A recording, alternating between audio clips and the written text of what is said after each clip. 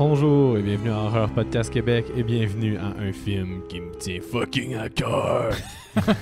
An American Werewolf in London. Seb, je me souviens plus, c'était ta première fois? Ou Non. je t'avais déjà imposé? Hein? C'était la deuxième écoute. Je me souviens, la dernière fois, c'était... Je pense qu'on était au secondaire, man. Ça se peut-tu? Il me semble que c'était dans le sous-sol chez ta mère. Ça se peut, mais je pense que c'était pendant mes cours parce que ouais, tes cours je l'avais découvert quand je travaillais. J'avais découvert. T'es-tu rendu un peu anglais? Non, je l'avais découvert quand j'étais au Vidéotron, ce film-là. Au Super Club Vidéotron. Fait que t'étais au cégep, ouais. Ouais, parce que dans le fond, qu'est-ce qui est arrivé, c'est que j'avais déjà vu le film passer, mais je l'avais jamais écouté. Il y avait une section pornographique à mon vidéo. Puis dans la section porno, c'est tous des gros films qui ont des parodies. Il y a une parodie de Top Gun, il y a une parodie de Avatar, il y avait plein de parodies de des gros films. Puis là, j'ai vu, tabarnouche, An American Werewolf in London, porno. Puis là, je me suis dit, OK, ça doit quand même être vraiment un gros film là, pour qu'il y ait une parodie porno. Fait que là, je me suis renseigné sur le film, j'ai vu qu'il y avait des bons reviews. J'adore les films d'horreur. J'ai loué, puis ça a été un amour instantané pour ce film-là. C'est devenu... Tu parles du porno ou du... Le porno dans le film. OK. Je trouve que ton histoire de découverte pour ce film-là, c'est la plus belle histoire de découverte d'un film au monde. C'est pas simplement quelqu'un me l'a conseillé. Ouais. Il y a un cheminement. C'était sur ton lieu de travail.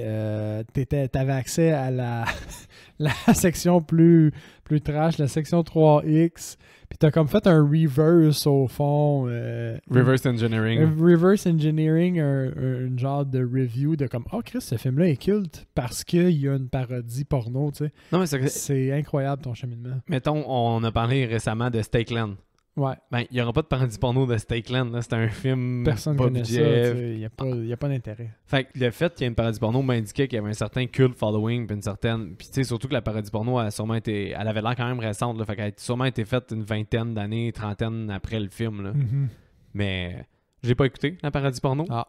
Mais j'ai écouté l'original. Puis amour instantané, je l'avais tout de suite acheté en DVD.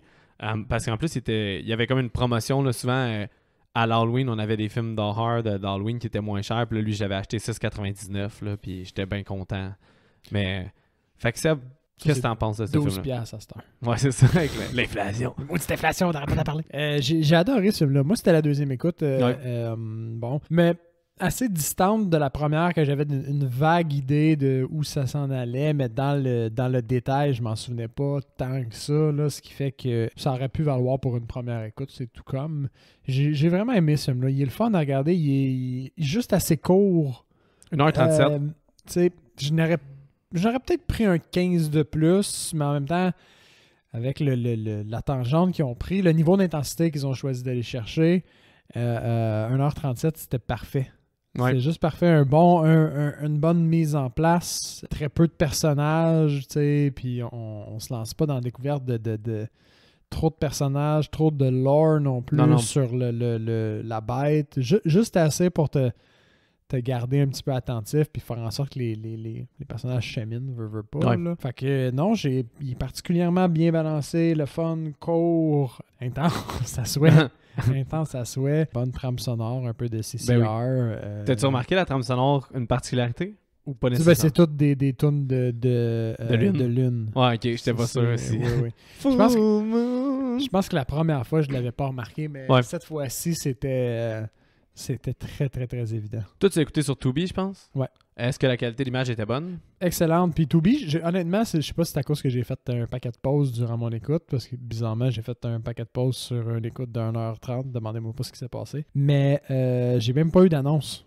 Ah ouais, zéro? Zéro annonce sur Tubi, fait que... Mais il y en a vraiment plus beaucoup, pour vrai. Là. Honnêtement, j'en ai souvent au début du film, 2 fois pendant un film. Parce que c'était-tu avec toi qu'on avait regardé Train to Busan? Non, hein, t'étais pas là. Non, j'étais pas là. On l'avait regardé sur l'écran à l'extérieur, puis Tubi. Puis c'était limite agressant, là. Il y en avait beaucoup? Ah ouais, 1 ou 3. Je vais dire 10 minutes, là, tu sais. Mais j'ai l'impression qu'ils ont des plus gros sponsors. Fait qu'ils Ouais. doivent aller chercher le même montant d'argent. Mais pour moi, parce qu'ils font vraiment... Moi, pour vrai, là, je suis zéro agressé par la pub de Tubi, là, maintenant. Là. Je trouve que c'est bien dosé, là. Ça se prend très bien, là. C'est beaucoup moins que ce qu'on avait à la télévision quand on était jeune. Exact. Puis beaucoup plus ciblé. Ouais, non, c'est ça. Fait que, oui, fait que le réalisateur, John Landis, écrit par John Landis, il a fait Coming to America avec Eddie Murphy, il a fait aussi un des Beverly Hills Cop, je me souviens plus lequel. Ok. Il a fait aussi Trading Places avec Eddie Murphy. Fait il a fait une couple de films avec Eddie Murphy, mais sinon il avait fait Animal House aussi, puis Blues Brothers. The Blues Brothers, c'était lui, l'original. Ah, fait que on voit maintenant le lien avec la trame sonore qui est bien travaillée quand même dans ce film-là. Ouais, vraiment. Oui, il y avait la thématique, mais je veux dire, il a quand même bien placé ses tunes. Là. Il a fait un Infamous segment dans le film de Twilight Zone, qui est un film anthologique. Lui, il y avait un des siens, puis il y a un documentaire sur Shudder qui parle des films maudits. Puis tu le vois que lui, dans le fond, il y avait une scène où est-ce qu'il y avait un hélicoptère, puis John Landis avait demandé des explosions, bref, puis tu sais, c'est un accident, là, au final. Là. C'est ça qu'il faut que tu comprennes du documentaire, mais la personne qui a voulu venir témoigner de ça blâme un peu John Landis, mais sûrement que John Landis était venu témoigner. Mais bref, c'était un monsieur, un acteur, qu'il fallait qu'il traîne 2 enfants dans de l'eau pour comme les enlever de là. Puis les explosions étaient trop fortes, l'hélicoptère a perdu le contrôle. Puis tu vois des images dans le documentaire des 3 personnes disparaître. Là. Les 2 enfants puis le monsieur claw par l'hélice. Ils ont été sectionnés. 3 morts sur le coup. Ça a comme il y a des poursuites contre John Landis, contre les gens par rapport. Ils ont été déclarés non coupables là, parce que c'était un accident. C'était malencontreux, mais bref, ça a comme un peu pas tué sa carrière, mais... Ben, même lui, ça a dû porter un coup à son estime. Oui. T'as beau ne pas être responsable de l'événement, ça s'est quand même passé sous ta tutelle un peu. Tutelle, sous ta gouverne. Ouais. C'est sûr que ce gars-là, toute sa vie, va se demander, j'aurais-tu pu faire quelque chose de plus pour pas que ça arrive. C'est triste, mais c'est ça pareil. Oui. Là, il va vivre avec ça clairement là. tout le temps. Mais c'est ça. Ça n'enlève rien l'amour que j'ai pour... le documentaire est un peu contre lui, mais je sais qu'il n'y a rien de noir ou blanc dans la vie. C'est des cascades aussi, veux pas. Là, je veux dire, je sais pas à quel point les acteurs étaient conscients du risque. Je pense qu'il était pas... Parce que c'était pas des stunt doubles, fait qu'il était pas tant conscient du risque. Probablement qu'il y a une petite lacune, mais on l'a vu aussi, là, les accidents sur des sets, ça arrive, là, des cascadeurs. Des gens qui se font tirer, là, comme récemment, Alec Baldwin. C'est ça, on sait pas... J'ai pas suivi toute cette affaire-là, je sais pas à quel point c'est criminel ou c'est vraiment un accident. Alec Baldwin? Ouais. C'est un accident, là. C'est un gun, parce qu'il utilise souvent des vrais fusils, mais qui sont désarmés, puis il y a quelqu'un qui sa job, c'est d'avoir le faux fusil, le vrai fusil, des échangés, puis tout ça. Puis là, ben, il y a quelqu'un qui a fucked up à quelque part. Puis l'acteur, ben, il avait le vrai fusil au lieu d'avoir la réplique. Puis ça a tiré une balle. C'est terrible comment c'est dramatique. C'est ça. Mais tu sais, c'est arrivé aussi au fils de Bruce Lee dans The Crow. Puis... Fait que c'est ça, ça arrive des accidents. Mais tu sais, John Landis, avant ça, il a fait un American Wolf in London, justement. Lui, il avait été pour les études à Londres. Fait qu'il avait un amour pour Londres. Fait une des seules choses qui est différente, c'est le cinéma porno. Parce que... qui est différente entre quoi puis quoi, excuse-moi? Excuse-moi, dans le fond, c'était pas clair, j'ai pas mis en contexte. Dans le fond, lui, tout le scénario qu'il avait imaginé, c'est fait pareil avec ses visites qu'il avait faites à Londres. Ça fitait les endroits où il est allé. Fait il savait où il voulait aller shooter parce filmer. qu'il était déjà allé faire son scouting lui-même. Exact. Dans un sens. Exactement. Puis il y a juste le cinéma, lui, quand il a été, ça jouait des cartoons comme Bugs Bunny, des choses comme ça. Puis c'est là qu'il voulait le faire. Puis là, il a vu que tous les cinémas à Piccadilly Circus étaient remplacés par des cinémas porno. Fait que là, lui, dans le fond, il a décidé d'aller voir des films porno parce que c'était du genre de soft porn. Fait que là, il a décidé d'aller voir des soft porn dans l'espoir de racheter un de ces films-là. Parce qu'il se disait, ils vont aller dans ce cinéma. Parce que lui, sa scène finale, il voulait qu'elle soit à Piccadilly Circus, qui est un peu le Times Square de Londres. Fait que Piccadilly Circus, c'est une place. Fait que aussi, il dit, je l'ai écouté en entrevue, là, John Landis, il voulait des gens comme au niveau technique, là, des producteurs qui voulaient engager. Puis il y en a beaucoup qui disaient va falloir que tu repenses. Comme quand il est dans leur entrevue pour lui dire qu'est-ce qu'il ferait différemment, il dit tout le monde me disait va falloir que tu repenses à comment faire la scène de Piccadilly Circus parce qu'on pourra pas fermer Piccadilly Circus. Tu peux pas filmer ça là. C'est trop gros, c'est trop cher, c'est trop tout. Lui il était comme next. Lui il tenait mordicus à son Piccadilly Circus. Fait que c'est pour ça qu'il voulait que le cinéma soit à Piccadilly Circus aussi. Fait là, vu que c'était tous des cinémas porno, puis que lui voulait que sa scène finale se déroule là, il avait pas le choix d'intégrer le porno. Mais ça fonctionne, moi, je trouve. Bon. Parce que, tu sais, dans l'optique où, bon, à ce moment-là, il veut avoir une conversation low-key avec quelqu'un, là, on n'est pas dans les spoilers encore trop, le cinéma porno à cette époque-là, c'est bien. Il n'y a personne qui est là-bas pour dénoncer qui que ce soit. Ils vont tous comme dans le secret le mieux gardé du monde, veut pas. Là. Mm-hmm. C'est pas le cinéma porno, c'est pas comme aujourd'hui où il y a des émissions de TV sur la porno, puis c'est comme on en parle, c'est un phénomène de culture générale à un certain point. À l'époque, ça commençait, puis c'était très différent. Là. Bon, c'est ça, tu t'en avais pas à la maison, là, sur ton ordinateur. C'est ça, c'était l'endroit, t'allais là, puis personne ne savait vraiment. Là, ouais, c'est ça, c'était plus underground. Ouais, c'est ça. Underground. Mais tu dois te douter que le film était pas un vrai film, là, parce que John Landis trouvait que c'était pas intéressant les films qu'il y avait. Fait que le premier jour de tournage, c'était le faux porno. Puis là, il dit tout le camera crew, tout le monde savait pas, parce que il y avait une scène qui était décrite dans le cinéma, puis c'était censé être des cartoons. Fait là, tout le crew, quand ils filmaient un soft porn où est-ce que la fille était tout nue tout le temps, puis le monde se frenchait, ils comprenaient tout pas. Qu'est-ce qu'il était en train de faire là quand il avait signé pour un film de loup-garou, des special effects, des make-up. C'est sûr qu'à pause du midi, le monde se sont dit comme là, on va-tu se faire payer? Ouais. Bref, mais c'est quand même très drôle de commencer son tournage avec le faux porn qui joue dans le cinéma. C'est stratégique là, un peu aussi. Tu commences par ça, tu te l'enlèves. Moi, j'ai trouvé ça bien. Je sais pas à quel point aussi il y avait... T'as remarqué que dans la scène du métro, il y a des affiches du film de ce porno-là, j'avais pas remarqué, puis on dirait que quand j'ai cliqué à un moment donné, quand tu les vois rentrer dans le théâtre, que j'ai fait ils avaient donné un petit clin d'œil de ça un petit peu plus tôt. Là. C'est David, puis son ami, c'est quoi déjà son nom? C'est Alex? Jamais. Non, Alex, c'est la nurse. C'est la nurse. C'est David, puis attends un peu. Moi te dire ça parce que là... sens que ce soit John. J'ai oublié mes notes pour ce film-là, mais vous allez voir, je le connais assez bien. Moi, j'ai pas pris de notes. T'as pas pris de notes? Je vole sans filet. Non, mais tu connais l'histoire de comment j'ai regardé ce film-là, ça... Oui, avec plusieurs pauses. Puis, ça s'est pas passé comme je voulais, j'ai pas... C'est ça, fait que quand Jack il l'indique à David de venir le rejoindre dans le cinéma, tu la vois bien l'affiche du film, là. Mais ouais, c'est ça. Fait que si on retourne à l'origine, dans le fond, ce film-là, tu penses qu'il y a un budget de combien, Sam? On est en quelle année? 1981. Ah, 1981. On peut être sous la barre du million. On dirait, j'ai l'impression que le 90% de ce film-là, qui est comme court, se fait sur un bas budget, mais les transformations de loup-garou sont si bien faites. Puis oublie pas, c'est Universal Studios. Universal, le fait qu'ils ont réussi à bloquer le Times Square de Londres, en guillemets. Piccadilly Circus. On va parler, d'après moi, on va flirter le million pour un genre de 750 000. C'est 10 millions. 10 millions? Ouais. Oh wow, j'étais pas là. Quand même. C'était une grosse production quand même. Ouais. Parce qu'il avait déjà fait Animal House qui avait été un gros succès. Fait que c'était un peu le suivi de Animal House. Puis Blues Brothers aussi, 2 bons succès. Fait qu'il avait débloqué quand même un budget pour faire ce film-là. Lui, son but c'était de faire. Aussi, là, une réputation qui... Il parle beaucoup de Wolfman, que tu as vu d'ailleurs aussi, l'original de Universal. Il parle beaucoup. C'est un peu son intention de refaire une version moderne de ce conte-là, avec beaucoup d'éléments plus modernes. Là. Ah ouais, t'as-tu, dans tes écoutes, t'as-tu déjà essayé de faire la comparaison, l'analyse de comme des éléments de un qui se retrouvent dans l'autre? Je pense que, à part qu'est-ce qu'il dit, David, directement, quand il fait référence à Wolfman, ou sinon Jack, quand ils sont dans le bar, il fait référence à Wolfman, en parlant du pentagramme. Sinon, David, il parle qu'un loup-garou peut juste tuer par quelqu'un qui l'aime, puis il fait référence au film.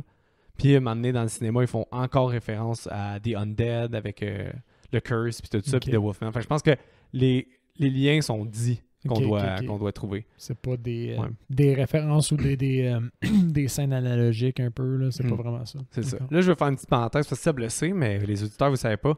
Pendant notre pause, entre autres, j'ai fait un voyage. Puis j'ai été à Londres. Donc, je vais peut-être pouvoir faire des petits clins d'œil. Mais il n'y en a pas énormément. Mais je vais juste pouvoir dire... en fait, je peux les name drop là. Piccadilly Circus, c'est ça. C'est une busy place. Là. C'est vraiment... parce que à cause d'un American Wolf in London, je voulais aller voir Piccadilly Circus. C'est ça. C'est impressionnant qu'il ait filmé ça là. Puis il y a plein de cinémas encore aujourd'hui. C'est une place avec plein de cinémas. Là. Cool. Tous les gros cinémas. Puis là, tu vois... Brandon Fraser, The Well, tu sais, comme en gros, puis ça fait vraiment prestigieux. Là, ça fait un peu Times Square. Ouais, puis mais beaucoup de cinéma. Beaucoup de cinéma. Fait que je comprends comme l'attrait de John Landis, parce que c'est un fan de cinéma aussi, d'avoir été souvent là, puis de vouloir faire ça à Piccadilly Circus. Sinon, le zoo, j'ai été. Ah ouais, le zoo, c'est comme le Central Park Zoo, mais... Il y avait calissement trop de monde, là. Fait que j'ai pas rentré dans le zoo, là, parce que... Puis il y avait énormément de monde qui y attendait, mais j'ai juste été à même endroit où est-ce qu'il dit « An American man stole my balloon ». Ça, c'est une petite référence à Hit, hein? Veux pas, non? Bah, c'est stretch un petit peu? Hit, je sais pas quand est-ce que ça a Ok. été écrit, mais je sais que le film, premier Hit, est en 90, genre 9 ans plus tard. Fait que si on pense que Carrie, je pense que c'est le premier roman qu'il a écrit, puis c'était en 74, Hit, ça se peut qu'il soit après Ah, ouais. An American Werewolf in London. Parce que je trouvais ça curieux, la passe du ballon, puis il est caché. Je trouvais que c'était un peu le Hit, mais inversé. Non, c'est ça, mais Don't you want the balloon? je suis même pas sûr que je suis même pas sûr que Hit a été écrit avant ça. Ça se peut qu'il ait été écrit après. Ça se pourrait. Sinon, j'ai été beaucoup dans les métros, là, les underground. Fait que eux, ils ont les overground, mais les underground aussi. Fait que ça, c'est les métros underground. Nous autres, on va en avoir un bientôt, un overground, là, mais c'est quelque chose que j'ai vu aussi ailleurs. Je pense que c'était à Los Angeles. Ouais, ben c'est les grosses villes. Là, Nous autres, on est Los Angeles, puis à San Francisco aussi. À San Francisco, ça s'appelle pas un métro, ça s'appelle un tram. Ouais, le un tram. Ouais. Moi, je cherchais toutes les indications pour le métro. C'était un tram tellement. C'est ça, mais j'étais à l'aéroport, je cherche les indications pour le métro comme un con pendant des heures. Finalement, le gars, il dit ça s'appelle un tram. Ouais. Je l'ai vu, ça, c'est bon. Ok, d'accord. Je suis correct. Je sais maintenant. Sinon, où que les itinérants se font tuer, c'est Tower Bridge. Ouais, c'est à côté de... Ouais. De Tower of London. Non, je m'en ai dit, c'est Big Ben. Big Ben, c'est ailleurs, c'est le Parlement. Ouais, c'est Big Ben est de l'autre côté, plus loin de la Tamise. Là, fait que... Mais à part de ça, j'ai tout été à ces places-là, fait que c'était un peu mon pèlerinage d'un American Werewolf in London. Là. Mais c'est le premier Oscar à avoir été décerné pour le Best Makeup Artist était pour ce film-là. C'est An American Werewolf qui a gagné. Comme ce que tu veux dire, c'est la catégorie. La première fois que la catégorie a été aux Oscars, c'est lui qui l'a gagné. Ouais, pour ce film-là. C'était la première fois que cette catégorie-là existait, puis c'est l'ultime transformation qu'on va pouvoir disséquer tantôt. Bien sûr. On est encore spoiler-free quand même, pas pire. Je nous trouve bon. On rentre dans les spoilers, là. On rentre dans les spoilers. Fait que, mettons que je vais y aller encore juste par étapes là, dans le film. Là, puis parce que, de un, la musique, moi, l'intro avec la musique, genre, incroyable. C'est fucking bon. Là. Ça te met dans un mood déjà. Puis je trouve que c'est David puis Jack, ils ont tellement une chimie.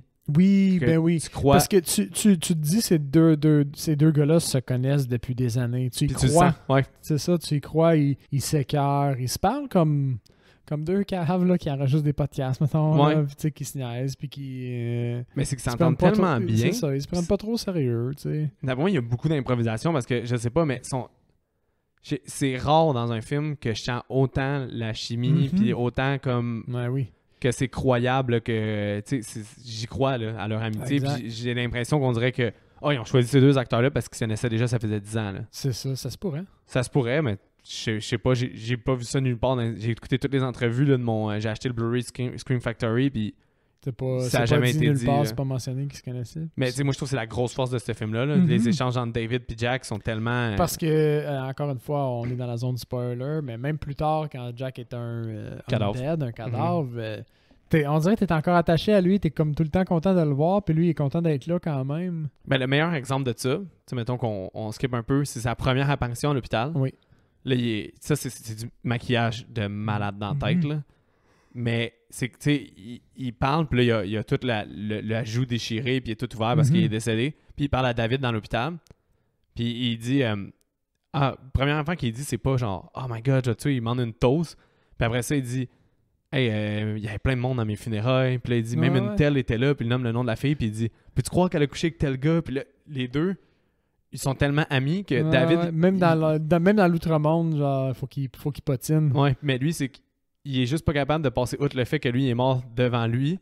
Il est obligé de répondre à ça, genre, ouais, ben oui, tu sais, t'étais vraiment aimé, puis ouais, c'est vrai, ça, il dit, ben ça fait du sens qu'il y avait du monde dans tes funérailles, t'étais vraiment aimé. Ouais, puis après ça, il stick sur le fait que la fille allait coucher avec l'autre gars, puis il dit, ce gars-là, en plus, c'est un épais. Puis là, après ça, il est comme, hey, non, t'es en train de parler avec un cadavre, là, ça marche pas, genre, c'est pas ton ami Jack de d'habitude. Ça fonctionne pas, là. Fait juste là, c'est pour ça que tu t'attaches encore à eux parce que, encore une fois, t'as vraiment. Ça, je pense, c'est dans le scénario, c'est bien écrit parce que ça fait vraiment camaraderie, mais aussi l'acting le deliver parfaitement. Tu sais, les gars, ils ont une chimie, ils devaient bien s'entendre. Là. Ces gars-là, c'est sûr qu'ils allaient prendre des bières après un tournage ou genre, ils ont dû garder. Ils devaient bien s'entendre. Je peux pas. J'y crois trop, comme, là, pour croire qu'ils s'entendraient pas bien. Là. Mais tu sais, j'ai regardé des making-of là aussi, puis les gars, ils ont l'air simples. Là. Le gars qui joue David, là, il se fait faire son bras là, pour la transformation dans un moule de plastique, puis il fait juste des jokes, puis il est patient, puis il chiale pas, puis là, il parle avec les gars. Il est juste content d'être là. Ouais, c'est ça. Puis c'est le fun. Il est vraiment cool, là. Puis l'autre acteur aussi, là, il a joué avec Martin Scorsese dans After Hour, puis j'entendais des bons commentaires sur lui, puis il est encore ultra charismatique dans After Hour. Là. Il est très bon, en fait. J'adore les deux, là, Jack et David, mais Jack, je le trouve très charismatique là, comme acteur. Là. Mais bref, fait que les deux, ils s'en vont en road trip déjà. Ouais, là, on revient au début. On est allé un petit peu plus loin dans l'histoire, mais mettons qu'on revient plus à la base. Tu sais, tu le crois tout, là. Ils sont dans des espèces de plaines, là, avec des moutons. Puis ils essaient de se rendre à quelque part. Ils n'ont pas l'air trop de savoir où est-ce qu'ils s'en vont. T'sais. Puis ça, c'est le fun, parce que quand ils rentrent dans une espèce de taverne où tout le monde se connaît, manifestement, ils jouent les...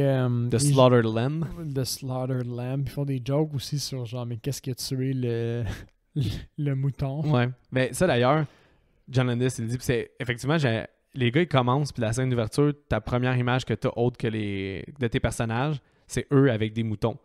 Puis communément, dans le loup vient snatcher des moutons, c'est pour ça qu'il y a un berger puis des choses comme ça. Exact. Fait que il dit, c'est pas subtil, là. Je vous annonce déjà que ça va être des victimes, les gars, là. C'est ça. Puis au final, spoiler, là, c'est ça qui se passe les deux gars, ça finit pas bien. Là. Exact. Fait que, il y a la scène dans le bar qui est le fun parce qu'ils... stigmatisés. Ils se font dire qu'ils sont des étrangers au fond puis qu'ils devraient juste quitter parce qu'ils comprennent pas les mœurs. C'est genre deux Américains qui se pointent dans un village rural. Mais non, c'est anglais. Au début, ils sont corrects. Ouais. C'est juste qu'à temps que après un fourré d'une blague sur The Alamo. Ouais. T'as juste Remember the Alamo. T'as juste Jack qui crie "What's the star for on the wall?" Ça crée "You made me miss." I never miss. Je le trouve tellement quotable, ce film-là. Oui. Ça n'a aucun sens. Moi, les deux fermiers sont hot. Je les aimais. Sont... Enough! That's enough! Gros accent épais anglais, là. The fucking thief! Est-ce que tu te souvenais de, justement, que là, ils se font expulser du bar? Est-ce que tu te souvenais de qu'est-ce qui arrivait? Ben oui, oui. C'est quand même... C'est quand même évident. Les gars, ils marchent, ils continuent à niaiser, puis ils sortent du chemin. Ça, c'est moins crédible un petit peu. Là. Quand tu marches, t'as beau être dans l'une solide, tu sors pas du chemin, je veux dire. Là, c'est David, je trouve, qui rend bien ses lignes. Parce que là, ils disent « Be aware of the moon » parce qu'ils entendent crier. Ouais. Puis après, ils disent « And stick to the road ». Ils restent sur la route. Puis là, quand ils regardent à terre, il fait juste un « Oups ». Tu sais, mais comme s'il se disait... C'est pas grave. C'est pas... Genre, sont juste timbrés dans ce village-là. Mais là, les cris, puis ils commencent à voir une créature, ça commence à les rendre vraiment inconfortables. Avec les cris, ils sont capables de localiser où la chose / l'animal se trouve par rapport à eux. C'est ça qui les fait friquer. Ouais. Puis ils se rendent compte que la chose fait des tours autour d'eux. It's circling us. Tu sais. Finalement, ils se font attaquer. Pour elle, l'attaque de Jack est brutale. Ben oui. C'est qu'est-ce qu'il crie aussi. Swift. C'est qu'est-ce qu'il crie. Après, il est comme « I'm dying ». Tu sais, il dit « Je suis en train de mourir, genre, aidez-moi ». Puis la réaction de Jack est incroyable aussi. Il se pousse par... C'est David qui se pousse. Oh, c'est David. Excuse-moi, j'ai mélangé les deux noms.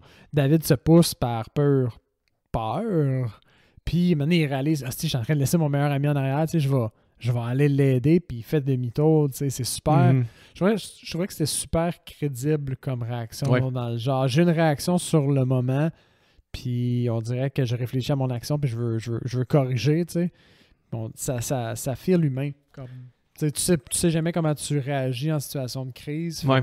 Tu poses une action, puis à un moment donné, pendant ton action, tu réalises ce que tu es en train de faire, tu sais. J'ai lu un essai sur An American Werewolf que je vais te décrire, puis ça commence justement l'analogie à partir de là, on pourrait dire, là, c'est que ça serait beaucoup un peu la peur des Juifs dans l'ère moderne. Parce que, non, mais c'est à cause que, là, tu vas comprendre, mais Hitler, il disait souvent qu'il y avait des wolf packs, puis des choses comme ça, puis il disait souvent que c'était des loups, les nazis, puis des choses comme ça.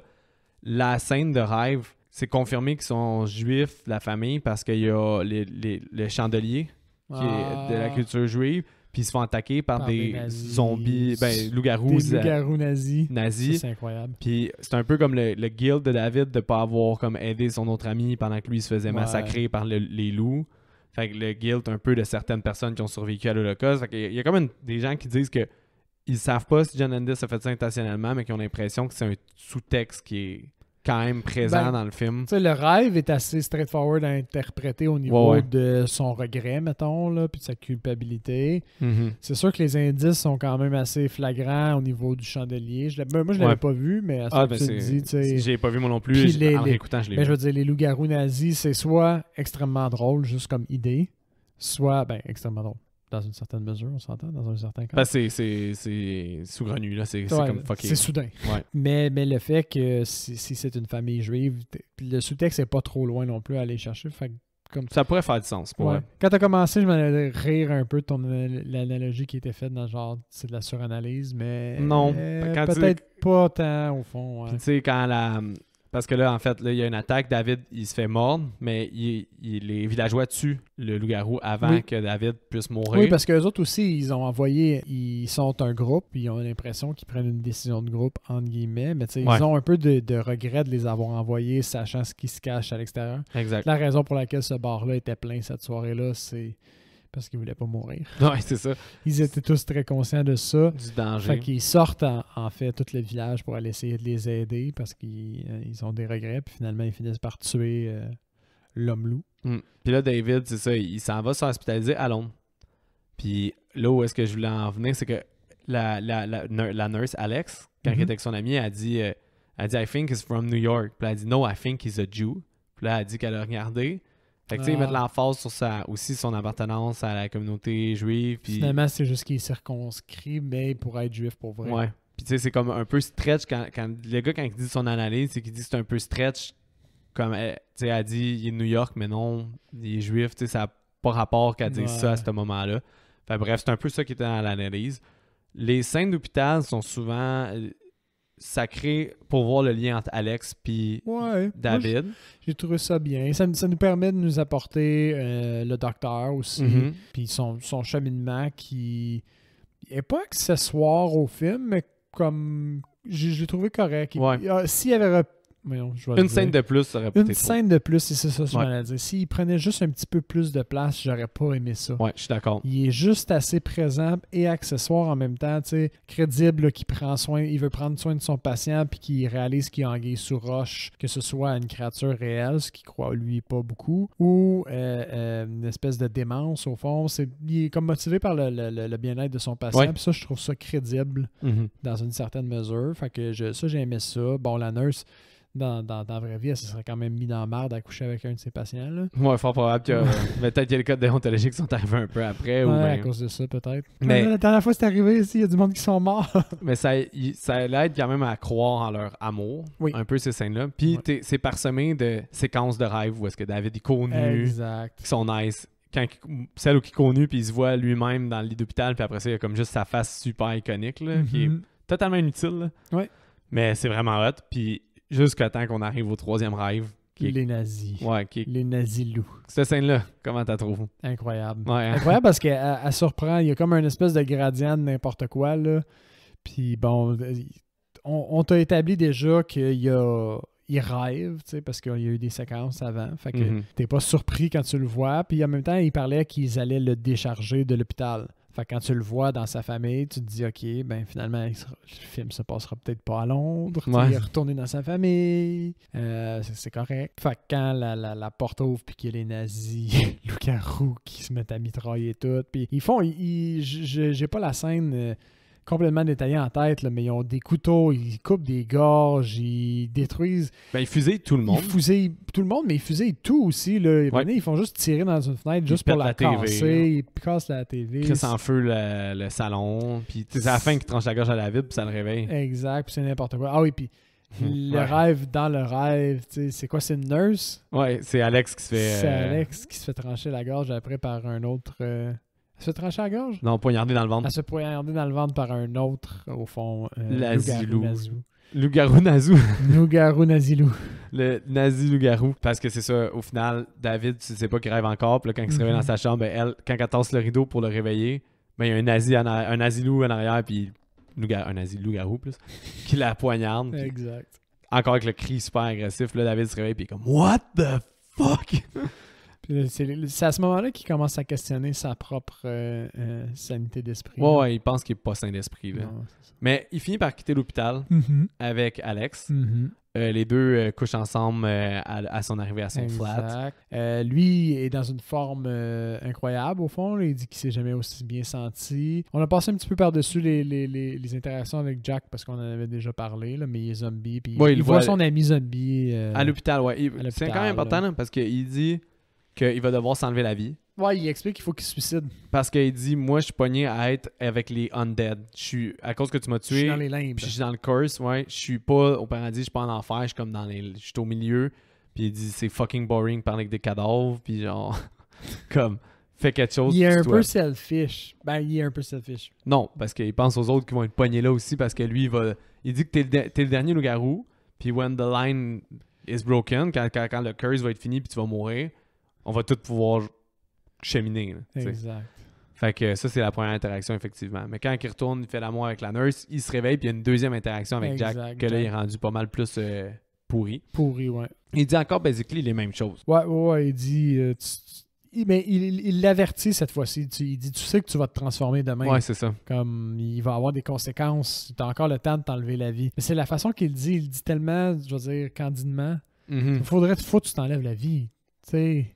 T'as pas l'autre choix. Vas-y, enlève-toi la vie, là. Fais-les pour moi, puis les autres, là. Puis encore une belle complicité, des dialogues qui ont un peu pas rapport, puis... Exact. C'est ça. Mais là, David, Alex, il faut qu'elle continue de travailler parce qu'elle est pas en vacances à Londres. Fait que elle s'en va travailler, puis David est pas mal tout seul. Puis là, I've seen the bad moon rising. C'est bon. Puis... Mais toi, tu connaissais pas CCR avant que je t'en parle un moment donné. Le quoi? Le groupe qui chante ça. Non, je pense pas, non. There's a bad moon on the rise. Non? Non, je la connaissais pas avant. Mais tu iras voir le restant de l'automne, c'est vraiment un bon groupe. Ah, j'en doute même pas en plus. Dans ton groupe d'âge en plus. Oui, c'est bon ça.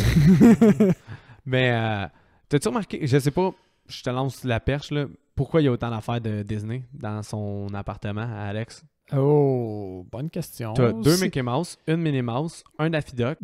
Ça peut être si est-ce qu'elle est de Piccadilly Square, tu sais, s'il y a beaucoup de cinéma, ça peut être ça. C'est pas dit qu'elle habite là. Non, c'est vrai, c'est parce qu'ils prennent le métro pour se déplacer, puis le taxi. Non, je sais pas si c'était pour expliquer qu'elle a un penchant pour les Américains, tu sais, je sais pas si c'est ça. Je sais pas, il va encore falloir que ça, les Universal puis Disney, tu sais, mettons, ça aurait été un clin d'œil au Universal Monsters, c'est 2 trucs différents. C'est 2 trucs différents, ouais. Ça n'a pas rapport.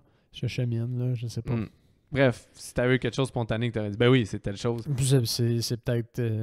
Mais c'est comme, je me souviens pas pourquoi dans Full Metal Jacket non plus, ils chantent Mickey Mouse, là. Ils chantent Mickey Mouse Club à la fin de Full Metal Jacket, là. Ils sont comme Mickey Mouse, puis ils se promènent dans tout ce qui est démoli, là. Peut-être de quoi qu'il y en a. Je pense que c'est à cause qu'il y avait eu de la propagande américaine. Ça, je pense que Full Metal Jacket, c'est à cause qu'il y a eu la propagande de l'armée dans des dessins animés, dans des choses de Disney. Ouais. Fait qu'à cause de ça, Kubrick critiquait ça. Comme si eux, ils avaient été enrôlés par Disney au final. Mais c'est ça. Je sais pas là-dedans pourquoi il y en a autant, mais bref, si t'avais eu une réponse. Fait que. Mais là, on est rendu. Un moment donné, David, il se réveille, puis il fait juste se lever, puis il commence à gueuler parce qu'il est en train de les relire. I'm so hot! J'ai tellement chaud! Fait que là, il se transforme. Transformation. Ah, c'est beau ça. C'est du beau practical. Il y a des moments où la transformation est assez longue à l'écran que ça file comme du CGI dans le sens où on voit pas vraiment. Si c'est du stop motion, c'est vraiment, vraiment fin. C'est de l'animatronique. C'est de l'animatronique, mais tu sais, c'est complexe, là. Surtout, je parle le museau qui s'allonge. C'est là. tout de l'animatronique. Puis c'est bien fait dans le sens où c'est bien pensé parce que le museau qui s'allonge, ça te prend de la peau de surplus qui est là à quelque part. Puis c'est pas si évident que ça va se rendre aussi loin au début du segment de la coupure, là. Les doigts aussi, les mains. La main qui augmente, c'est hot. C'est vraiment cool, là. Mais même lui, quand il est à moitié loup-garou à terre, puis son tronc devient tout mince, puis comment... Tu sais, tu sens vraiment la transformation, même sa physionomie, là. Puis asti qu'ils n'ont pas honte là, de la montrer, là. Tu sais, c'est tellement détaillé, là. C'est ça, il dit réussis, man, à faire ton affaire. Il a mis... C'est Rick Baker, le gars il avait fait la scène de la cafétéria dans Star Wars, là, l'original. Tous les monstres, c'est lui qui avait fait pas mal de ça. Si je veux pas me tromper, là, je vais de mémoire, là, fait que si les auditeurs fâchez-vous pas, mais il me semble que c'est ça, c'est Rick Baker. Mais il a fait confiance, là. Puis il était comme deliver parce que moi je vais montrer comme c'est ça. Pendant 10-15 secondes ta face, là, face du qui augmente. C'est sûr que ça faisait partie du défi là, dans le sens où regarde, je vais pas aller en fast cut là, dans ton affaire. Là. On va montrer genre la transformation. Et là, l'intérêt d'un film de loup-garou. Mais lui, c'est ça. À la limite. Wolfman, il aimait pas la transformation.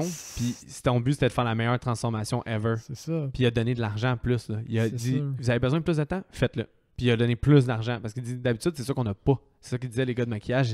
Il disait, mais là, on avait le feu vert pour faire la meilleure affaire qu'on peut faire. Puis parce que le trip d'un film de loup-garou, c'est la transformation. Et jamais battu. Tu veux mon opinion, là? Je trouve que c'est la meilleure transformation de loup-garou ever. Ben, dans l'animatronique, ça, c'est sûr. Là. Moi, c'est dans tout, man. Je la trouve malade. Je trouve que tu sens sa douleur, tu sens comme la physionomie se modifier. Tu l'entends craquer. Ouais, tu vois, on dirait que tu sens tout comment c'est douloureux se transformer en loup-garou. Puis, man, ça fait 40 ans, là, 45 ans bientôt, cette transformation-là, puis elle est encore insane. Là. Elle est encore plaisante à regarder. C'est ça. Tu vois le niveau de maîtrise. Tu te fais quand même si tu vois que c'est du maquillage, tu te fais quand même berner par le mouvement. Il y a une partie de ton cerveau qui se demande quand même comment. Ouais. Non, c'est la marque d'un bon effet, là. Il part après ça en rampage à travers la ville. Je sais pas s'il y en a un que tu voulais parler plus particulièrement ou... C'est beaucoup humoristique, là, aussi. Là. Le premier, je me souviens même plus c'est quoi. Je me souviens du deuxième, là. Il va tranquillement. Fait que ouais, le couple, ça c'est le fun. C'est cocasse un peu le couple, l'espèce de situation. Puis après ça, c'est les hobos, hein, right? Ben, après ça, t'as le voisin. Les hobos, les sans-abri. Le voisin qui descend puis il fait juste piler dans le bras du couple qui a été mort. Ouais, lui aussi se fait tuer. Eux autres aussi se font tuer, non? Ouais. T'as des itinérants. Puis après ça, c'était le gars dans le métro. Ouais. Le gars dans le métro, j'adore comment c'est filmé, là, par contre. Là. Ouais, mais parce qu'ils ont pris le temps de montrer la peur dans ses yeux juste avant le kill dans l'escalier. Ben, c'est que les plans, quand t'es un peu à la hauteur de la créature puis tu te promènes dans le tunnel un peu du style métro qui est rond, c'est super cinématographique. T'as plein d'affiches de cinéma, des publicités. Puis quand il se plante dans les escaliers qui roulent, puis que la caméra est positionnée en haut des escaliers, puis tu vois apparaître le loup-garou dans le bas. Ouais. C'est hot. Moi, je trouve ça vraiment bien filmé. Là. Oui, c'est vraiment... je suis d'accord avec ça. Il se lève dans le zoo. An American man stole my balloon parce qu'il est nu. Ouais. Mais il se pose pas plus de questions. Ben, il trouve ça bizarre, mais il se sent encore parce que bien. Lui se souvient pas de ce qui s'est passé quand il était en loup-garou. Mais il sait qu'il est quand même en train de devenir fou parce qu'il voit son ami mort. Fait qu'il il questionne pas sa sanité parce qu'il sait déjà qu'il est insane, lui. Il est pas. Puis il se réveille avec des loups, là. C'est ça. Fait que. Mais il se pose pas plus de questions que ça jusqu'à ce qu'il voit les nouvelles. Ouais, dans le journal. Puis là, après ça, il essaie de se faire arrêter. Moi, cette scène-là, je la trouve bonne. Là. Ouais. Quand il fait toutes les insultes qu'il peut dire, il dit Queen Elizabeth is a cunt, je pense. Puis après ça, il dit Shit, Churchill. God, fuck, Churchill's an imbecile. Quelque chose ouais, il insulte tous les emblèmes. Il n'a jamais rien fait, ouais, c'est ça. Des emblèmes de les Anglais. Là, des Anglais. Puis il réussit pas à se faire arrêter. Non. Mais je sais pas si c'est vrai, ça aussi, c'est un mythe, les policiers qui font qui marchent les rues à Londres n'ont pas de fusil. Non, ils sont pas armés, effectivement. Ils sont pas armés. Ils ont des tasers que j'ai vus, mais ils n'ont pas d'armes à feu. C'est ça. Fait que, je trouve ça un beau clin d'œil. C'est juste dire qu'au fond, lui, il est comme... c'est juste un autre fou à Londres, au fond. Là, comme, exact. Move along. Là, comme, exact. On en a vu d'autres cette semaine. Ben, c'est ça, vraiment. Là. Puis, tu sais, après ça, Alex, il est juste... T'es en danger avec moi, puis il se pousse... En fait, David dit t'es en danger avec moi, Alex, puis il se pousse de Alex. Ouais. Puis c'est là qu'il s'en va à Piccadilly Circus. L'appel avec sa famille, moi, je la trouve super bonne. Oui. Avec sa petite sœur, dans le fond. Là. Ouais, ça, c'est. Moi, je trouve ça crédible dans le sens où, encore une fois, il est snarky, là. Il est genre, quoi? T'es tout seul à 10 ans? J'aurais pas le droit d'être tout seul à 10 ans. T'sais, le gars, il reste comme des heures à vivre parce qu'il va soit mourir, soit s'enlever la vie. Là. Il est décidé à s'enlever la vie, je pense, à ce moment-là. Oui, il hésite avec un couteau, puis il dit à ses parents, je t'aime, puis il sait qu'il faut qu'il meure. Tu sais, c'est ça. Puis, mais il prend quand même le temps de dire à sa sœur, genre, what the fuck, t'as ce privilège-là? Puis, sois gentil avec ton petit frère. Ouais, exact. Les moments importants dans une vie. Fait que non, ça, j'ai trouvé ça encore une fois super nice, super crédible. Puis c'est au moment où il essaie de s'enlever la vie qu'il commence à se transformer, si je me souviens bien. Non, il pense avec le couteau, il choke. Ouais. Puis là, il voit Jack, l'autre bord de la rue, qui l'invite à aller dans le cinéma. Ah oui, c'est vrai, c'est ça qui se passe. Entre-temps, on n'a pas parlé, mais pour moi, c'est le seul défaut de ce film-là qui n'est pas un défaut, parce que... Mais la scène où est-ce que le professeur je dis le docteur, il s'en va au Slaughtered Lamb. Ouais. Puis il veut avoir des réponses. Ça aurait pu être une scène supprimée, mais comme tu as dit, les personnages du bord sont le fun. T'es content de les voir. Tu vois que même s'ils se sont débarrassés du loup-garou, il y a une espèce de paranoïa qui persiste, probablement dû au nombre d'années qu'ils ont vécu dans cet état-là. C'est pour ça que je t'ai dit que j'adore tout le film. C'est juste celle-là, je l'aime. C'est tout, cette scène-là. Puis elle n'est pas 100% utile au récit. Oui, non. Ouais, mais ça l'aide le docteur à croire la thèse que David est soit fou, puis il va tuer du monde, ou c'est un loup-garou peut-être. C'est peut-être un peu du temps, dans le sens où la fin, sans Alex et le docteur, peut faire du sens pareil. Ouais. Ça pourrait être logique, tout le déroulement de la scène finale, sans l'interaction d'Alex, puis tout, il pourrait finir dans un coin, puis finir mort quand même par la police là-bas. Ça marcherait, juste parce que là, on a un intérêt de plus à cause de ces personnages. Ça l'aide à t'accrocher plus à la quête aussi. Puis, mais tu sais, c'est juste que, je te dis, c'est juste parce que je veux trouver des bébites au film, mais moi, je l'aime dans son entièreté. Ben moi, mettons, plus bébites que ça, les deux policiers, il aurait pu en avoir juste un, puis avoir comme un mix des deux personnalités, là, au moins, au lieu qu'il y ait un policier goofy un peu. Goofy, puis un policier trop sérieux, il aurait pu juste avoir un policier un peu plus normal, puis sceptique ses bords, puis ça fitait. On dirait qu'il essayait de taper dans un stéréotype de... Non, je pense que c'est plus qu'il voulait aller dans l'humour slapstick, puis anglais un peu, puis il avait beaucoup aimé Monty Python. Ouais, je pense que fait que je pense qu'il voulait un peu une touche de Monty Python, d'humour un peu plus, entre guillemets, en anglais. Fait que...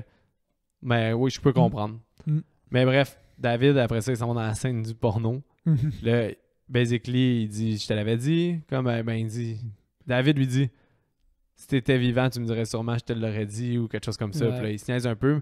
Mais là, c'est de l'humour très... faut être ouvert à l'humour méchant. Ouais. Mais c'est de...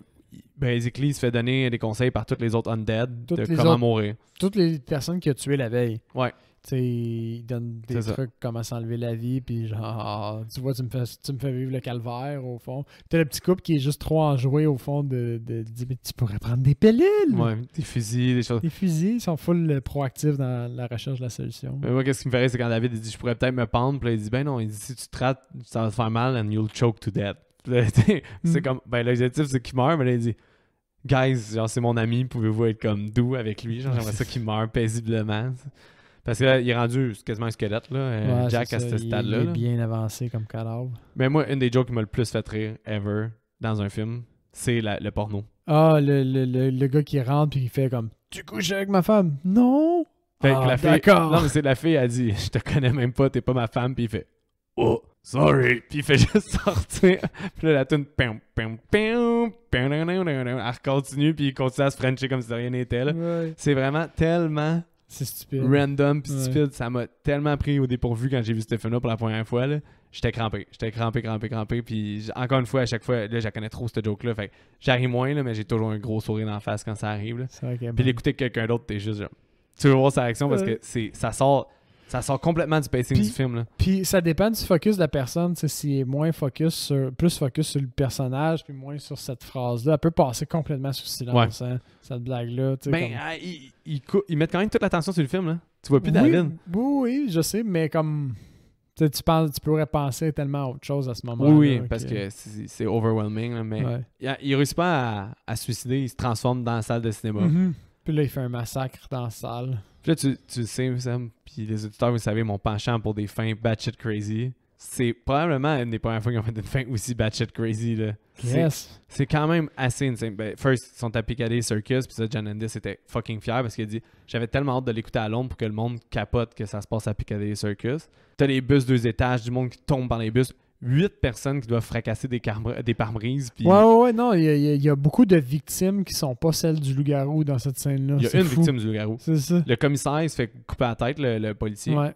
Le policier plus fâché. Il y a personne d'autre qui meurt par le loup-garou. Tout le reste, c'est du monde. Chaos. C'est dans le tournant, c'est des autobus qui prennent le bord, des chars qui se rentrent dedans. John Landis, c'est un de ceux qui se fait rentrer dedans par un auto puis qui revole dans une vitre de commerce. Okay. S'il y a un monsieur et une madame, c'est lui.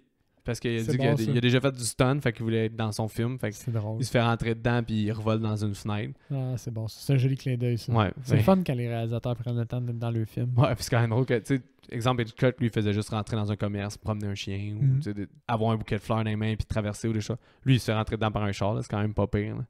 Mais c'est ça, gros carnage, là, super le fun qui dure 2-3 minutes, mais compacté là, de gens qui se font rouler dessus par les autobus, des gens qui s'expulsent à plusieurs mètres de leur pare-brise. Ouais, ça revole de partout. Là. Ouais. T'as-tu aimé ça? Oui, j'adorais. Ouais, c'est tellement divertissant. Ça part de tous les sens, puis tu t'attends à ce que ce soit le loup-garou, justement, qui fasse le gros de la job, mais finalement, c'est juste l'effet de chaos qui... Fait que tu te laisses emporter dans cette scène-là par ce fait-là. Là. C'est complètement fou. Le loup-garou se retrouve, David se retrouve dans un dead-end, une ruelle qui est un cul-de-sac. Entre-temps, ils entendent parler qu'il se passe de quoi puis qu'elle est circus, fait que le docteur puis Alex se présentent sur les lieux. Alex, ça s'en va avouer son amour à David. Puis David, il y a comme un moment de « je t'aime », mais après ça, il réagit puis fait qu'il se fait tirer dessus à cause de ça. Puis là, je veux savoir, est-ce que tu te souvenais que la fin était comme ça? Qui meurt comme ça? Ouais, mais que ça finit... Non, je m'en souvenais pas. Est-ce que ça t'a marqué que ça finit sec? Oui, ça m'a marqué parce que justement, là, tu sais, moi, ça m'a pris un nombre fou de tentatives pour me rendre jusque-là. Puis quand je me suis rassis, il restait 37 minutes au film. Okay. Il me restait réellement 28 minutes parce que genre 10 minutes de trucs. Fait que dans ma tête, il m'en restait plus long. C'est ça à regarder. Fait que je me suis rassis basically pour le théâtre porno, puis le massacre, puis ça. Le troisième acte, là, dans le fond. C'est ça.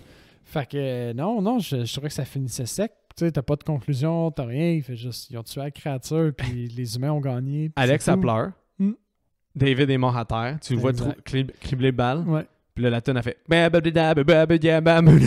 c'est super joyeux. Puis là, ça parle de Blue Moon. Ouais. Puis pas de follow-up parce qu'il a blessé quelqu'un qui a survécu puis qui va devenir un loup-garou. Puis tu n'as aucune idée, là, tu sais. Pour elle, c'est une des fins qui m'a le plus marqué. Quand j'ai fini ce film-là la première fois, ça m'a... J'étais à terre. On puisse finir un film autant dramatique, passer avec une toune coupée ultra sec, qu'on dirait que le film aurait dû avoir... Genre, plus de musique, des gens, un espèce de zoom out là, que comme tu vois la scène de haut puis un peu tout ce qui s'est passé. Il n'y a même pas de fade out, il est mort.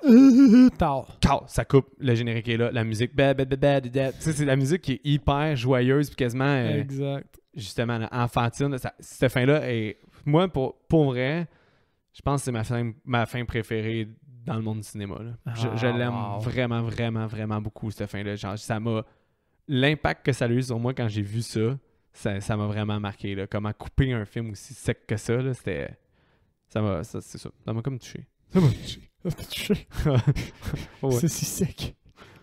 Fait que ça, c'est la fin de An American Wolf in London. Yes. Puis je nous ouvre une petite bière parce qu'on est en présentiel ensemble. Fait qu'on va se séparer une petite bière. Sour, café, hibiscus. Oh, or up. Pour ne pas les nommer. Ouais. Tu peux être l'un du coin. Saint-Joanne. C'est comment? Saint-Joanne? Saint-Joanne. Fait que ça, ton appréciation générale du film, puis ta note pendant que je te verse ça. C'est un très bon film, facile, accessible, plaisant. Fan de practical effect, vous serez servi. C'est un film qui était parfait pour moi, là. Comme tu le sais, moi, quand je traverse des périodes où la fatigue, c'est un petit peu plus difficile. Ouais. Je suis moins dans les films étrangers souvent, puis moins dans les films avec un peu plus de lourdeur. Là. Je préfère la légèreté dans ce temps-là. Puis, ça a servi son mandat. Cette fois-ci, j'ai eu le droit à de la légèreté sans compromettre la qualité. Tu sais, des fois, un petit peu plus ordinaire, des films plus légers, un peu moins d'effort. Dans ce cas-ci, c'est bon sur toute la ligne. Tu sais, j'irais jusqu'à un 8.59 sur 10. Là, Tranche, mon homme. C'est quoi ta note? Moi, je vais te le dire, ma note, là. Moi, c'est un 10 sur 10, ça, tu sais. C'est fou que ça existe pas un 10 sur 10. Vas-y. Mais je vais dire un 9 parce que, bon, c'est une deuxième écoute. Ça fait longtemps qu'on en parle. J'avais hâte de le regarder. J'ai encore un bon feeling. Je serais prêt à le recommander. Je suis prêt à le réécouter, de le présenter. C'est tous des signes qui disent que c'est un... c'est ça la différence entre un 8 et un 9. T'sais, un 9, il est dans ton culte, il est là. T'es un porte-parole de ce film-là. Ouais. Un 8, c'est un très bon film, mais que tu vas pas nécessairement voucher pour. Puis y tenir mordicus. Fait que pour moi, ça passe la barre du 9. Okay. Ce sera pas un 9.5. C'est pas, mettons, mon personal favorite. Ouais. Full Englishman. Non, j'achète ton explication du 9. Moi, c'était quelque chose que je voulais faire pendant le podcast, absolument, durant la vie de notre podcast. C'était ma Sainte Trinité, qui est mes 3 films d'horreur préférés. Donc, An American Werewolf in London, Shining et The Thing. Fait qu'on a fait Shining au 50e, 100e de Thing, puis là, 149e épisode. 149e, tout juste. Exact. Coupé. Donc, c'est An American Werewolf in London. Donc, pour moi, c'est mes 3 Saint Graal. Donc, tout 1980, 1981, 1982. Fait qu'on sait dans quel coin que mon horreur, j'aime beaucoup les années 90 aussi, là, mais j'aime plein d'époques, mais c'est juste que ça a donné de même, là, ces 3-là. Ils résonnent avec moi, ces films-là. En fait, je pense que c'est le practical m'a vraiment marqué. An American Werewolf in London, c'est son humour, sa structure, la chimie de personnage que je trouve incroyable, des choix de réalisation que je trouve fou raide, de l'humour que je trouve tellement bien dosé. Comme comédie d'horreur, je trouve que c'est très, très bien dosé. C'est vrai. C'est un ensemble qui est comme vraiment, vraiment parfait pour moi, là, qui est dans mes cordes à 100%. La musique, tout. J'ai pas de défaut à ce film-là. Le seul défaut, je l'ai dit, c'est j'aurais pu supprimer une scène, mais vu que j'aime le film comme ça, je le garderai comme ça. Mais c'est ça. On dirait que le genre de film, comme un peu le monde aime écouter Friends pour retrouver Rachel, retrouver Joey, retrouver leur monde. C'est familier. J'aime réécouter An American Werewolf pour retrouver David et Jack, puis leur. J'ai l'impression d'être un de leurs chums qui est avec eux, qui s'en va en backpack. T'es là, puis t'étais pas là. Ouais, c'est ça. Fait que, ou tu sais, comme que 2 amis te racontent tes voix aller, là. Tu sais que 2 amis ont été en voyage, puis te racontent comment ça serait passé sans qu'il y ait un carnage, puis tout ça, là. Mais qui te racontent comment le voyage, tu sais comment ils sont, là. C'est tellement familier. T'es capable de compléter leurs actions. Puis là, c'est sûr, vous avez dit ça de même, là. Puis là, ouais, c'est ça. C'est parti dans telle façon. Puis c'est vous deux. C'est clairement vous deux. C'est ça. Fait que, non. Fait que pour tout ça, tu sais, ce film-là, je me tanne jamais. Je l'ai écouté en octobre cette année. On vient de le réécouter là, puis je vais peut-être le réécouter une autre fois dans mon année. C'est une écoute quasiment annuelle. Fait que moi, c'est là, The Shining, je suis vraiment dû. The Thing, on l'a réécouté il y a pas si longtemps, mais ces films-là sont sur ma rotation. Là. C'est rare que je passe plus que 3 ans sans écouter un de ces 3-là. Là. Il y en a un qui revient tout le temps. Là. Fait que j'étais vraiment content qu'on puisse le faire. Là. Puis je suis content que tu aies vraiment aimé aussi. Là. Je me souviens plus si tu étais aussi haut que moi dans ton appréciation. Mais je pense que la dernière fois, je l'avais pas autant apprécié. Là, c'est peut-être le background, l'absence de comparatif la dernière fois pour bien le doser, en fait. Là. De voir à quel point c'était des practicals de haut niveau. C'est ça. C'est bien pacé, c'est un pacing de feu. C'est ça. Parce qu'on s'entend des films d'1h30. Là, on en a vu un puis un autre là, pour le podcast. Ça. Puis il y a comme une certaine qualité à celui-là qui est dans les films court, entre guillemets, là. C'est une certaine qualité qui est présente dans celui-là. Là. Ben ouais.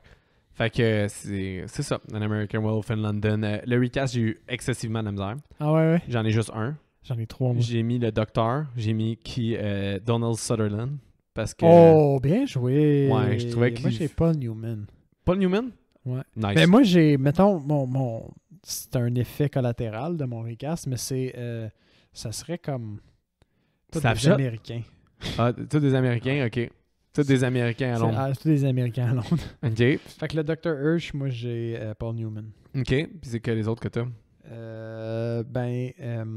Voyons. David, j'ai Billy Peltzer, le jeune dans le Gremlin. Le personnage principal. Ben oui, ça ressemble. À vous, hein? Wow, ben oui. Cheveux noirs semi-longs. C'est-tu le même acteur? Un petit peu. C'est-tu le même acteur dans Fright Night? Je me souviens plus. Ou dans Waxwork. Je pense que dans Waxwork, c'est le même acteur. Je sais plus. Mais oui. Non, mais il ressemble. Ouais. C'est on the spot. Ouais. Puis la nurse, j'ai Scarlett Johansson. Ben oui. OK, ouais, je comprends. Ouais, au niveau du visage, là, surtout.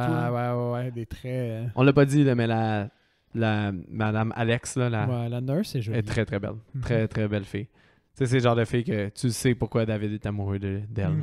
T'es comme, oh my God. Such a lovely face. Lovely lady. Puis c'était quoi tes... Excuse-moi, j'ai coupé ton recast. J'en ai juste un. Ah, t'avais juste un? Ok. Parce que je pensais que je venais de fucker j'étais incapable de toucher à David. J'étais incapable de... Puis Alex, quand j'ai écouté le film la première fois, je suis tombé amoureux d'elle comme David est tombé aussi vite amoureux d'elle. C'est quoi, David? Moi, j'avais une autre alternative aussi. J'avais Hoffman. Dustin Hoffman? Ouais. Ouais, je te file. Ouais. Mais quand il était plus... jeune, là, de Moi, j'aurais mis Graduate. Jack. Là. Il fitait les deux. Mon plan de base, c'était de recaster Jack et David en Hoffman, puis Billy Pilzer. Ouais. Puis finalement, j'ai choqué Hoffman parce que finalement, j'en parle pareil. Là. Ouais, c'est ça, mais Dustin Hoffman aurait fité pour Jack, je trouve. Ouais. Mais, ok, ouais, ça a quand même... pire, hein? ouais, c'est quand même pas pire. Bien joué, ouais. Ouais, bien joué. Non, moi, c'est ça, tu sais, quand j'aime beaucoup un film, Ouais, j'ai c'est vraiment difficile. de la misère, là. Je me souviens même plus si on l'a fait pour The Shining, genre, le recast. Il faudrait que je réécoute l'épisode. Non, je pense qu'on a juste Flow le Shining. On Ouais. n'a rien vraiment... On On a... l'avait-tu regardé avant de le présenter? Je suis même pas sûr. Ben oui, c'est sûr. Ouais, que je pense l'avais qu'on l'a écouté, regardé, là, mais je veux dire, on n'aurait pas vraiment eu besoin. C'était un long épisode, ça me semble que c'est 2h30 qu'on a fait juste à être bandé sur The Shining, mais... Ça, on a touché. Ben, en fait, cet épisode-là, il est particulier en plus parce qu'il est. Si vous voulez aller le réécouter, là, on parle pas juste du Shining, on parle plus de quasiment de Kubrick, règle générale, puis de notre amour pour ce qu'il a fait. Ouais, Même c'est vrai. si j'ai pas vu 2001 l'Odyssée de l'espace. Hey man, j'ai écouté Twin Peaks, la nouvelle saison, puis il y a un épisode qui s'appelle Godlight, qui est ultra expérimental, puis à un moment donné, t'es dans une explosion, puis t'as plein d'images, puis ça m'a rappelé 2001 l'Odyssée de l'espace. Ça, c'est la chose la plus proche de 2001 l'Odyssée de l'espace, puis je me suis dit, hey, faut que je réécoute 2001 l'Odyssée de l'espace. Mais j'ai entendu dire que pour capoter sur 2001 l'Odyssée de l'espace, faut que tu trouves une représentation au cinéma. Fait que si tu peux le Je voir... paierai pas pour aller m'endormir. Non, mais justement, comme au grand écran, ce qui paraît, c'est juste Tu peux pas t'endormir. fabuleux là, Ok. à regarder. Mais j'y crois parce que, bon, on va pas refaire un épisode là-dessus. La raison pour laquelle je suis certain que c'est grandiose. Puis je sais que c'est ma perte de pas être capable de passer la première demi-heure, mais je suis physiquement incapable. Je sais pas ce que j'ai. Le pire, c'est que tu me connais, je suis pas du genre à m'endormir sur sais. un film. Mais Rénal Rougy, désolé, je prononce mal ton nom de famille, un de nos éditeurs, c'est sa kryptonite à lui aussi. C'est comme, je sais pas qu'est-ce qu'il y a. Il y a un pacing qui est lent, il y a des images qui, tu sais, le début, il est séquencé. Là, tu vois comme une tablette, puis des hommes de Cro-Magnon, je me souviens plus trop. Là. Je me rends pas jusqu'au vaisseau. Je m'endors, man. Non, je pense que tu te rends jusqu'au vaisseau, mais là, ils sont en apesanteur. Ouais, je me rends jusqu'au truc dans les airs. Tu là, t'endors marche, avant la base, là, avec... t'as jamais vu Al, je pense. Non, j'ai aucune Le robot. idée. Le robot avec l'œil rouge. Je sais qu'il est magnifique, mais c'est tout. Puis le pire, c'est que je suis un sucker pour une intelligence artificielle qui vit mal. J'adore ça. J'adore vraiment ça, mais... Un moment donné, là, bien allumé. Là. Faudrait que je parte à genre la minute 32, genre. Non, s'il y a une représentation au cinéma, là, il est réalisé, me semble, en 66 ou quelque chose comme ça. 67 peut-être. Bref, dans ces coins-là, si une année, ça va être un 60e anniversaire, puis ils décident de le représenter. Là. Mais faut être à l'affût, ça. Des fois aussi, les cinémas, en tout cas, nous autres, on est sur la Rive-Sud, fait que le 10-30 a souvent des représentations de vieux films, de classiques. À Montréal aussi, on a des représentations. Fait que, c'est juste de porter attention. C'est tout le temps le fun. J'avais aimé ça quand on était allé voir les vieux Universal au cinéma, malgré le vieil homme qui comptait sa vie derrière. Là. Ouais. Je me fâche pas si souvent que ça, mais lui, il a quand même subi mon courroux. Ah ouais, c'était intense. Ouais, ben, quand... Tu sais, j'ai pas une mèche courte, j'ai la mèche longue, mais quand t'es rendu au bout de la mèche, ben, il reste... C'est de la dynamique. Non, mais c'est à cause que c'est ça. Il dérangeait vraiment le film. Ouais. Mais oui, c'est ça. Fait que pour... c'est pas mal le tour pour un American Wolf in London. Sinon, ben là, c'est sûr qu'avec notre pause, Seb, t'as dû écouter pas mal d'affaires, mais y a-tu quelque chose que tu voulais shout-out particulièrement ou que comme tu m'as pas parlé puis que j'ai comme fait... J'ai vraiment écouté tant de choses que ça? Je pense que j'ai pas ouvert ma TV beaucoup durant la pause. C'est plus la junk que t'as écouté. J'ai regardé de la junk. J'ai regardé... Il n'y a pas de problème à la junk, les amis. Hein? On dit juste que comme il y a des choses qu'on écoute juste pour passer le temps puis se mettre le cerveau relax. On a déjà fait cette thèse-là maintes et maintes fois. C'est correct. Il y a beaucoup de films qu'on a écoutés qui étaient de la junk, là, puis on les a appréciés. Entre autres. Mais non, mais oui. Le plus flagrant, le plus récent, ça serait le truc coréen que je te parlais. Ouais. Le jeu de sport, au fond, là, ils prennent 100 personnes de différents types d'athlètes, âge puis groupes différents, puis ils les lancent dans une compétition d'épreuves physiques un contre l'autre, puis le but c'est de trouver c'est qui a c'est focusé sur le meilleur corps, là, le meilleur physique pour passer au travers des épreuves, puis bon, il y a comme une espèce de panthéon grec où ils ont tous des bustes de plâtre de leur propre body, tu sais. Fait que c'est ultra dramatique au niveau comme jeu. Déjà, je te disais, c'est le fun des fois regarder des jeux à TV, mais les jeux comme le Circle, là, les jeux sociaux, moi, je trouve ça bidon, ça m'emmerde socialement, vraiment, là, ça m'emmerde royalement. Les jeux d'amour, c'est de la merde. Les jeux d'humour, c'est correct, mais pas trop, là, une fois de temps en temps. Mais les jeux d'épreuves physiques, je trouve ça vraiment le fun. J'ai regardé quasiment toutes les saisons de... C'était quoi déjà? Là? Ninja Warriors? C'était pas Ninja Warrior, mais l'équivalent de Ninja Warrior, mais sur Netflix. L'affaire de dragon, la bête, The Beast. OK. Puis je les ai quasiment tout à regarder. Je trouve ça tellement le fun de les voir, d'un, se planter une fois de temps en temps, puis de deux, genre forcer, puis voir comme qui est vrai. La machine humaine. La machine humaine qui bat à plein régime. Je trouve ça le fun à regarder. Non, mais même si je suis pas tant un fan de sport, c'est ça le pire, je regarde pas le hockey à TV, genre. Mais tu m'as montré l'annonce, puis ça avait l'air quand même cool. Là. C'est quoi le nom? Physical 100. Physical 100, pour ceux que ça l'intéresse. Sinon, moi, j'ai 1000 affaires à te dire, mais tu sais, là, j'ai écouté plein de trucs, mais je vais focuser sur David Lynch. Ouais. J'ai écouté plein de ses films. Je ne sais plus si Mulholland Drive c'est mon préféré ou c'est Blue Velvet. Parce que Blue Velvet, on dirait que j'ai plus tendance à le réécouter et à le consommer. Mulholland Drive, c'est plus un projet, c'est plus lourd. Mais c'est lourd, Blue Velvet aussi, mais il y a comme une espèce de dosage qui est comme vraiment intéressant, puis des personnages comme qui te font sentir fucké, puis c'est vraiment spécial. J'aime vraiment Blue Velvet, vraiment, vraiment beaucoup. Là. Fait que, tu sais, un bon 10, là, Blue Velvet, là, je pense. Mais, tu sais, Mulholland Drive, un autre 10. Non, mais David Lynch pourrait solide réalisateur. J'ai même réécouté Dune, que, en perspective, en ayant écouté la version de Denis Villeneuve, c'est intéressant parce que Denis Villeneuve l'a tellement mieux expliqué, mais mieux créé, que c'est intéressant de voir l'œuvre quand maintenant je comprends mieux l'univers. OK. De réécouter celle de Lynch, en comprenant l'univers, tu comprends toutes les compressions qu'il a essayé de faire. Tu vois que comme dans son film de 2h15, ben le 2h30 que Villeneuve a utilisé, ben c'est leur première heure et 20 du film. Fait que là, tu te dis, OK, fait que là, il a condensé tout ça en 1h20, ce que Denis Villeneuve a fait en 2h30, qui est beaucoup meilleur que Denis Villeneuve, là. C'est sans équivoque, là. Fait que... Est-ce que c'était bon, ça? C'était vraiment bon. Puis Denis Villeneuve, c'en est une autre machine, là, pour vrai, là. Fait que, mais... je trouve ça intéressant qu'ils prennent des gros projets comme ça, parce que jusqu'à Dune, ils prenaient des bons projets, des gros projets, mais pas de cette envergure-là, là, pas de super gros titres. Blade Runner, c'était son premier... Ouais, excuse, j'avais oublié Blade Runner. Blade Runner, c'était son premier gros mandat. Ben, tu sais, il a pris goût, alors, parce que avant ça, c'était quoi? C'était Enemy, Prisoner, tu sais, on avait des acteurs connus, mais pas des projets Sicario, Arrival. Sicario, Arrival, encore une fois, des projets vraiment le fun, mais pas des projets aussi grand déploiement que refaire Blade Runner. Je veux dire, Blade Runner, c'était... Ça prenait des couilles, puis là, ça prend encore des couilles pour s'attaquer à... C'est un peu, tu sais, tenir le taureau par les cornes, c'est ça l'expression? Je sais pas, ouais. C'est comme prendre le taureau par les cornes, là, dans le genre, comme, OK, j'ai fait Blade Runner, OK. C'est quoi mon next step après? Dune. J'ai pas le choix de faire... Mais c'est quoi qui vient après Dune, tu sais? Ben, il y a une autre œuvre science-fiction que j'ai entendu dire qui était juste trop colossale puis personne n'a voulu jamais l'attaquer, que Denis Villeneuve avait pressenti pour essayer de tackle ça. Fait que, ouais. Y a-tu un nom? Je me souviens plus, mais c'est vraiment pour parler, là, parce que je connais pas les œuvres de science-fiction. Je sais pas si c'est Ika, ton gars, là. Asimov, là, mais...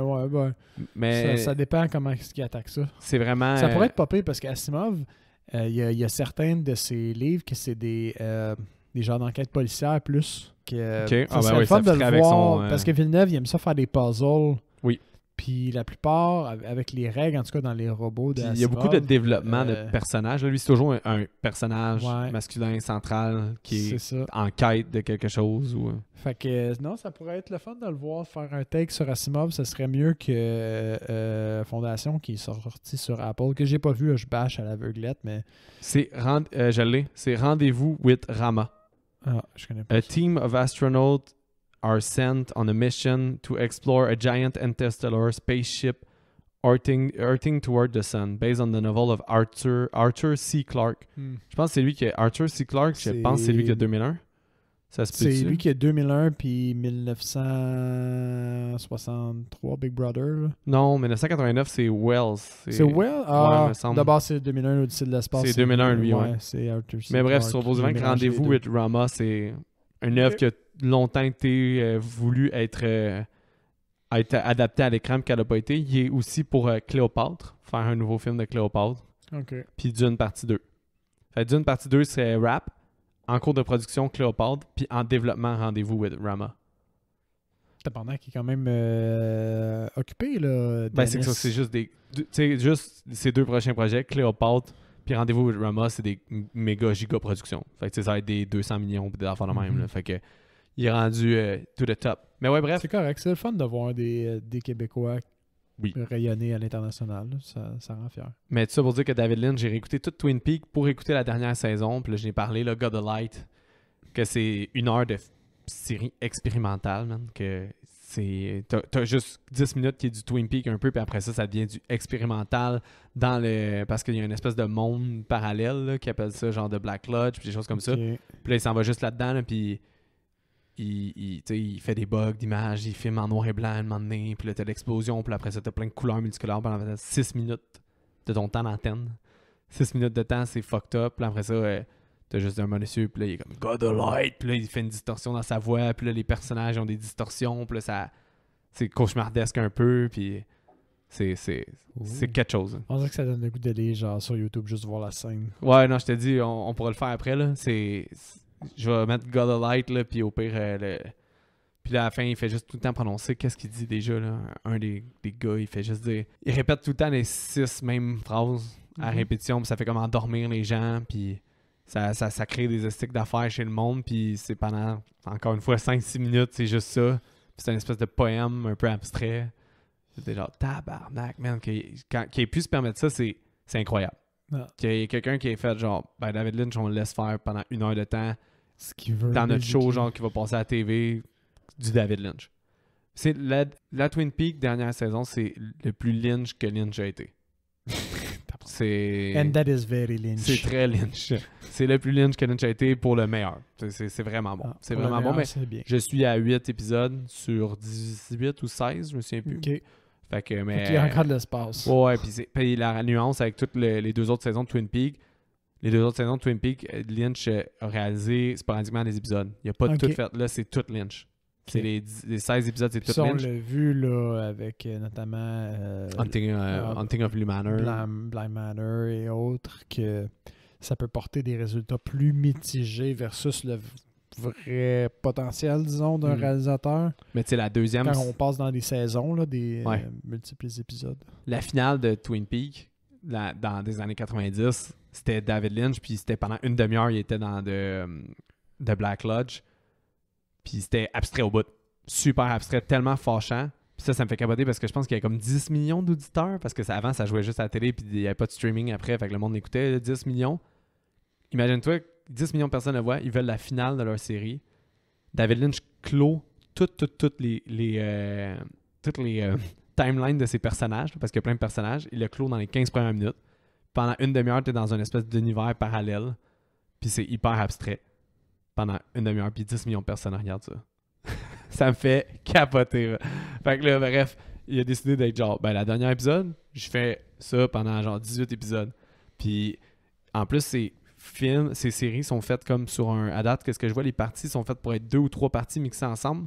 Fait que tu peux les écouter, puis au lieu d'avoir un générique, t'as juste une scène chantée, parce que souvent, c'est des gens qui chantent dans un bar avec de la musique qu'ils aiment un peu. Okay. Le générique embarque par-dessus, mais là, à la place, ils enlèvent le générique. Puis ils ont créé comme si c'était un méga épisode. Fait qu'au final, c'est comme si c'était tout le temps des films de 2 heures. Puis après ça, un générique pour les 2 parties. Ensemble. C'est vraiment créé comme si c'était fait 2 épisodes. Ils vont ensemble, ces 2-là. Puis, fait que c'est comme si t'avais 8-9 films de David Lynch au final. T'sais, fait que c'est pour les fans. Encore une fois, de l'expérimental. C'est pas nécessaire, mais... Pour les fans de David Lynch, c'est comme des petits bonbons. Là. Fait que C'est ça que je vais shout-out. Là. Fun. Ouais, c'est ça que je vais shout-out. Fait que Seb, le mot de la fin? Comme d'habitude, suivez-nous sur les réseaux sociaux, partagez si vous aimez ce qu'on fait. Puis on vous remercie toujours de nous écouter. Si vous nous écoutiez pas, ben je pense pas qu'on se serait rendu à 149 épisodes aussi loin. Alors, merci à vous. Puis shout-out aux autres podcasts du Podverse aussi. Oui, bien sûr. Fait que Horror 360, Horror News... T'as aussi, t'as déjà vu nos boys, pas d'horreur, mais t'as aussi Terreur sur le pod, Horreur Québec. Horreur Québec. Je vais toutes les répéter, vas-y. Il y en a plein. Il y en a d'autres. Ben, Cinérum. Cinérum. Oui. Ici, on vous oublie, on s'excuse. Le Podverse is out of control. Fait que, ça ressemble à ça. Oui. Hey, faites attention à vous et bonne semaine.